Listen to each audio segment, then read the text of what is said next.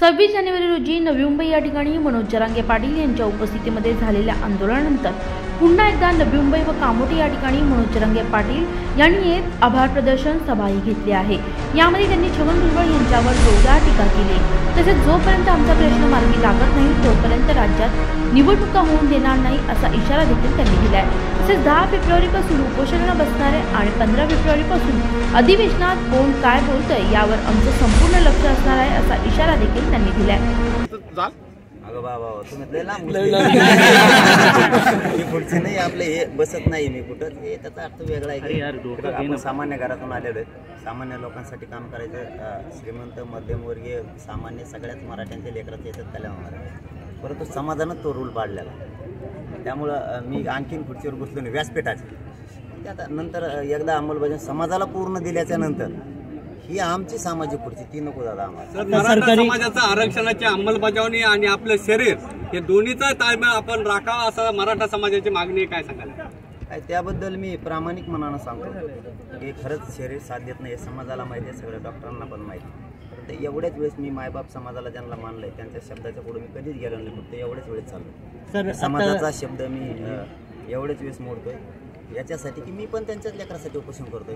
पण मला असं वाटतं ही अंमलबजावणी झाली तर करोडो लेकरांचं कल्याण होणार आहे, म्हणून शब्द ऐकत नाही। याचा अर्थ असा की त्यांच्या शब्दाच्या पुढे जातोय असं नाही आहे, परंतु त्यांच्याच लेकरासाठी त्यांचा शब्द ऐकत नाही की जो शब्द आहे की तुम्ही आमरण उपोषण करू नये। मी मात्र एवढ्या वेळेस करणार आहे समाजाच्याच लेकरासाठी। जसं सोशल मीडियातून वेगवेगळ्या चालेल माहिती नाही, परंतु आपला मराठा युवकांना काय संदेश असेल?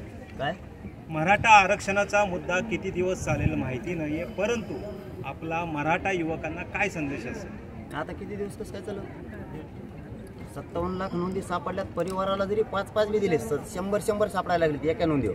मराठा युवकांना काय संदेश? तेच सांगायलो ना, जर 5-5 मिळाले तरी 2 करोड मराठा आरक्षणात गेले। सगळ्या सोयऱ्यांचा कायद्याची आधिसूचना निघाली राजपत्रित, त्याचे आता कायद्यात रूपांतर होणार आहे, अंमलबजावणी होणार आहे, त्यामुळे आरक्षणाचा विषय संपणार आहे। फक्त मराठा बांधवांना एकच संदेश आहे, लेकरांना आता मराठ्यांच्या आता शिकून मोठे व्हा, अधिकारी बना, आम्हाला तुम्हाला त्या आरक्षणातून। आता काही सरकारी नोकऱ्या वगैरे यांच्या जाहिराती सुटलेल्या आहेत, मग आता त्याचा लाभ मराठी तरुणांना सुशिक्षित तरुणांना मिळणार नाही, मग त्याच्यासाठी काय आपण पावले उचलणार? मी सांगितलेलं आहे पाठीमागच्या 1 महिन्यापूर्वी सरकारला की जोपर्यंत मराठ्यांना आरक्षण मिळत नाही तोपर्यंत कुठली भरती करू नका, जर केली तर जागा रिक्त ठेवा, कारण दुसऱ्याच्याही लेकराचं आमच्या वाटोळ करायची इच्छा नाही। तर त्यांनी खूप शब्द दिलेला आहे, बघूयात काय करते ते। नसतं आहेच 10 तारखेला बसलेलो बरोबर। सोशल मीडियातून तुमच्या विरुद्ध असं लिखाण लिहिलं जातं, हे नेमकी कोण करत आहे? जसं तुम्ही म्हटलं भाषणामध्ये अनेक लोकांचे मला फोन येत आहे, मंत्र्यांचे फोन, नेमकी ती लोक कोण आहेत? आणि मेल घेत होतं मनावर पाहिजे, मला कळत नाही, मी ग्रामीण भागातला आहे ना, ते काही लिहिलं मला वाटतं ते का मला का परवा दिवशी हजाराने फोन आले मराठी, ते म्हणजे असल्याकडे काय ध्यान देत तुम्ही?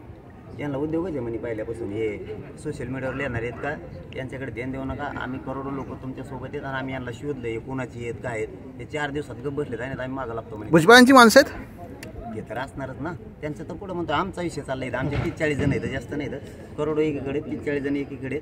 ते बी आत्ता म्हणायला लागलेत काय मिळालं नाही, कारण त्यांना काही सुपारी दिली असेल। ते बी आता माझी त्यांना पण विनंती एक त्यांचाच बांधव म्हणून की तुम्ही समाज खूप वर्षानंतर एकत्र झाले, खूप कालावधीनंतर एकत्र झालेला आहे, उगाच विनाकारण गैरसमज पसरू नका। जरी काही कोणाकडून चुकलं असेल किंवा तुम्हाला कोणी विचारलं नसेल, तुमचं पेपर राटीवेल नाव आलं असेल तर नका येऊ देऊ, परंतु समाजासाठी गैरसमज पसरू नका। एक ताकदीनं आपण सगळेजण लढू, जरा डोक्यातून काढून टाका आणि समाज म्हणून एकत्र लढा। पहिल्यांदाच मराठा समाज एवढा मोठा अंमलबजावणी होण्याच्या अगोदर जर काय त्याच्या अगोदर आचारसंहिता लागली तर त्याची अडचण निर्माण होईल आपल्या सगळ्या आंदोलनात? नाही, अगोदर आंदोलन हे नंतर आचारसंहिता, अगोदर आचारसंहिता नाहीये, अगोदर आंदोलन 5 महिन्यापासून सुरू, ते निवडणुका घेणार नाही दादा, तेच निवडणुका घेणार, कारण हा मराठ्यांचा ज्वलंत मुद्दा आहे, ते निवडणुका घेणार नाही। सरकारने भरती प्रक्रियासाठी पंकज बेलवंतीचा प्रिया रिपोर्ट, नवी मुंबई।